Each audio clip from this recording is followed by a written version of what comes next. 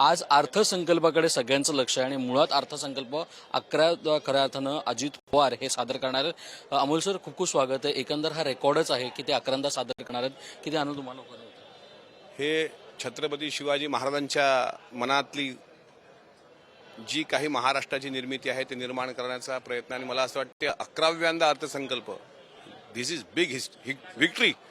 जिस तरीके से म्हणजे ज्या पद्धतीनं काल भारताने मॅच जिंकून एक विक्ट्री केली, तसा 11व्यांदा अर्थसंकल्प मांडणं हे काही सोपं नाही। त्यामुळे महाराष्ट्राच्या सर्वसामान्य लोकांना केंद्रबिंदू मानून राज्याचे अर्थमंत्री अजितदादा पवार या राज्याचा अर्थसंकल्प मांडतील आणि या अर्थसंकल्पामध्ये शेतकरी, सर्वसामान्य, कष्टकरी, आपल्या लाडक्या बहिणी या सर्वांकरता दिलासादायकच बातमी या अर्थसंकल्प मांडल्यानंतर आपल्याला दिसेल। एकंदर दुसरीकडे काल राज ठाकरे जे म्हणाले महाकुंभबद्दल, त्या पाण्याबद्दल, त्याचं तुमचं मत काय? नदी खरं तर दूषित आहे असंही ते म्हणाले। अरे साहजिक आहे, भारतातल्या सर्व नद्या प्रदूषणग्रस्त आहेत। बॅकवॉटर येतं, अनेक ठिकाणी इंडस्ट्रीज आहेत मोठ्या मोठ्या, आणि राम तेरी गंगा मैली हो गई या पद्धतीनं नद्याचं पोल्युशन आहे। आणि नद्याच्या पोल्युशन मधलं पाणी ज्यात बॅक्टेरिया आहे असं जर कोणी आणून देत असेल तर त्यांनी ते नाकारलं आणि त्याबद्दल प्रबोधन केलं, तर त्यांच्या या धाडसाचं स्वागत केलं पाहिजे। त्यांनी हे बघितलं नाही की मी काय त्याचे परिणाम काय होतील काय नाही, पण त्यांनी प्रबोधन ठाकरे यांना साजेसच त्यांच्या वारशाला साजेसं असं केलं।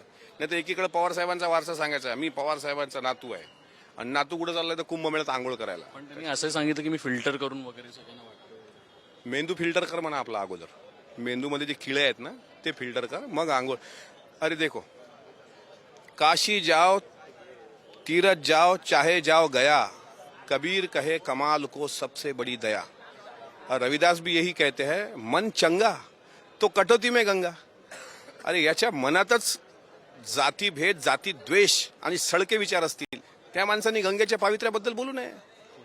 स्वतःच एकंदर आपण पाहिलं तर सगळ्यात महत्त्वाची गोष्ट आहे की या सगळ्या गोष्टींमध्ये की आपण महाकुंभला काय काय गोष्टी करतोय त्याबद्दल तर आहेच जे बोलले, पण त्या अजून गोष्टी म्हणजे अर्थसंकल्प, आणि अर्थसंकल्प हा सादर होणार आहे आणि त्या अर्थसंकल्पाकडे आता सगळ्यांचं लक्ष असणार। स्नेहल सोबत स्टेशन, पुढारी न्यूज, मुंबई।